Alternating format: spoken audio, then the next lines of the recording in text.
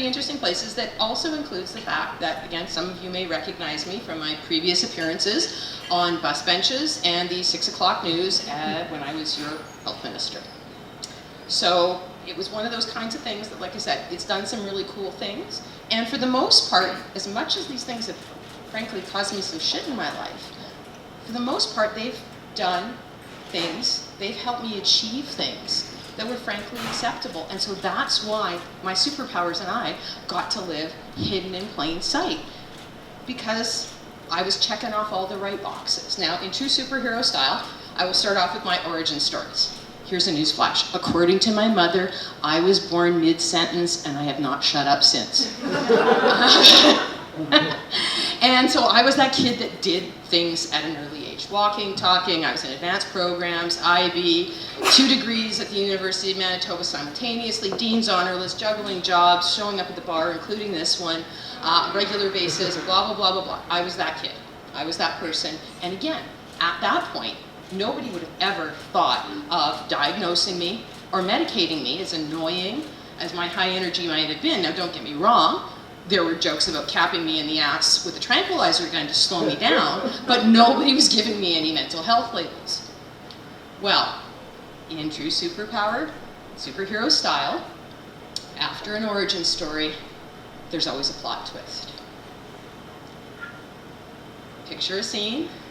There's a car going over the bridge on the highway at Wilkes. 25-year-old, single mom, grad student in that car with her infant son, and the speech bubble above her head in the comic strip says, "If I just move my arm a little bit to the right, this will all be over. It'll be better for both of us. My pain will end and he won't be an orphan." Next frame, fortunately, some part of my brain went, "Oh, hold on, that's not nearly as friggin' rational a thought as you thought it was a minute ago." So we safely get home, I call the doctors, and suicidal ideation and postpartum depression are the first of my superpowers to Hulk out on me. I am now a member of the Superpower Blending In program, which, by the way, is unfortunately not a part of SHIELD. So you are on your own. So there I am, figuring out for the first time in my life, how do I blend in? How do I make sure that people don't know what's the stuff that's going on? So part of my brain is in this depressive, anxious despair. Another part of my brain goes, hold on, we got this. ADHD and OCD kick in and go, hey, you know that thing that your profs liked before, where you would take these swaths of information and you would put them all together, and then you would take a ton of footnotes, blah, blah, blah. Yeah, we're gonna keep doing that. Yeah, that 75-page master's thesis that this part of your brain is worried about finishing, yeah, don't worry about that. That's so cute. We're gonna do 250 plus pages. Why do something when you can overdo it? And so, guess what happens? My superpowers keep me hidden in plain sight, because guess what? My cover has not been blown as the chronic overachiever academic. Okay, cool. Now the other part that usually comes up in this part of a superhero story is just that, oh wow, okay, the heroes got it made. They're all good. You hit a bit of a plateau, and I did. Very shortly, I was back to my same energy levels. I was managing depressive bouts, seemed reasonably well. Again, cover wasn't blown. And in that plateau period, I came off my meds. I did cognitive behavioral therapy. I got married. I had another kid. Got asked to run for office. That's a totally other story. But anyways, it was all good. Plateau period. But we all know in those stories, that never lasts for very long, right? Plot twist number 2 came with a little bit of foreshadowing at 40 when a friend of mine was diagnosed with bipolar. And she started talking about her diagnosis. And the problem was, as she was talking about her diagnosis, all of those key moments in her diagnosis, I'm like, yeah, but I was there with you. Yeah, but we did that together. But that's how we both work. We used to be each other's litmus test. Like, we used to explain our behaviors. No, I'm not that high. She does exactly the same thing that I do. And I'm like, okay, this is really uncomfortable. I can accept this as your diagnosis, but I'm feeling a little uncomfortable about the possibility of this being mine. I got enough to juggle right now because I've just won my first election in an unwinnable seat. The day after that election, my then husband assaulted me, so I'm in the midst of a fun divorce, and I get diagnosed with cervical cancer. So I kind of have enough on my plate. I don't need to add anything else to my stealth management program right now. So I figure, okay, one level, I'm in denial. On another level, it should have been really obvious to me, because that high energy level that I talked about getting back, well, it was no longer empowering. It was no longer invigorating. It was like somebody was ripping my guts out, and I felt like I was constantly vibrating, and that I had a harder time harnessing it to get things done. So I figured, okay, it's probably just stress with all this stuff going on. I'm gonna go seek help. Well, guess what? Surprise, surprise, guess who's diagnosed bipolar 2? And guess what I learned about it? It comes in with built-in stress and all of these other wonderful things, but it also comes in with built-in stealth.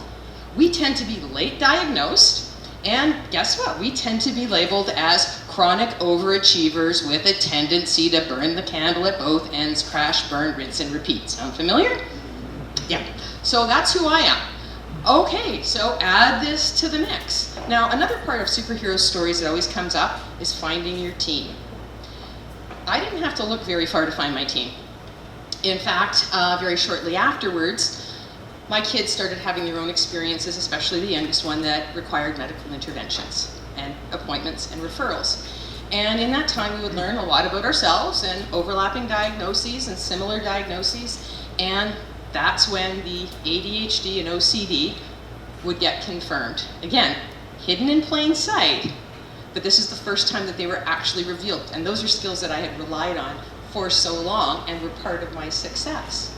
So now the thing is that when this is starting to happen to my kids, my poor son thinks he's broken. He thinks there's something wrong with them. So I say to him, sweetheart, you're not broken. You're an X-Man. You have mutant superpowers. And that's when we started using the language of superpowers.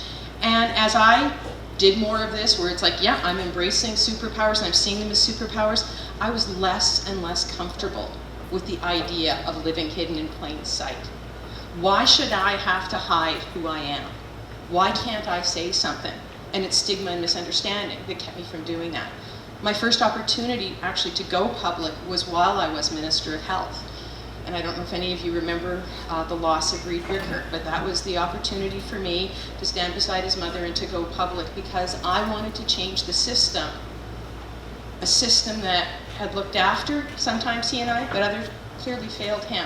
And who else better to change it than somebody who was like him? But people needed to know that I was like him. They also needed to know that that place that gave us both darkness had also given me some of my greatest successes. Stop and think about it. Why should I have to hide the fact that my ADHD was the thing that made me be able to take all that information from a variety of places and be very strong academically and also strategically as a cabinet member? As the bipolar, it gave me that high energy to get things done and the hypomania parts of it, but the depressive parts also gave me grounded realism, and it gave me compassion and empathy. My anxiety, oh my God, am I a strategic thinker? I can think 15 steps ahead. I can take us from burnt lasagna to the apocalypse without missing a beat. So that's my superpower there. My OCD, that's where my meticulousness and my professionalism come in. Why should I have to hide that? For as much shit as these things have caused me over the years, they've also served me well. Why should I have to hide that, and why should anybody else have to hide that? And that's the other thing about this, is it makes me think about the idea of, while I've been really fortunate for the most part to be able to hide in plain sight, what about others who haven't been, whose superpowers hulked out on them in a way that they were known more as a diagnosis than a person? They didn't get the opportunity to have their superpowers serve them because of things like stigma and misunderstanding. Now, we often say you can't be what you can't see. So I'm here tonight in front of you being seen, and I have a call to action for other superheroes, others with superpowers. It's time to come out of the shadows. Let's stop trying to blend in. Why can't we be seen for who we are? Why can't we embrace those things that, again, while sometimes can be shitty, can also allow us to soar to great heights? I think we should all have that opportunity to embrace our inner Tony Stark, flaws and all, and to be able to do what he did, and stand in front of the world and say, yes, it's true. I am Iron Man. Let's see where the adventure takes us. Thank you.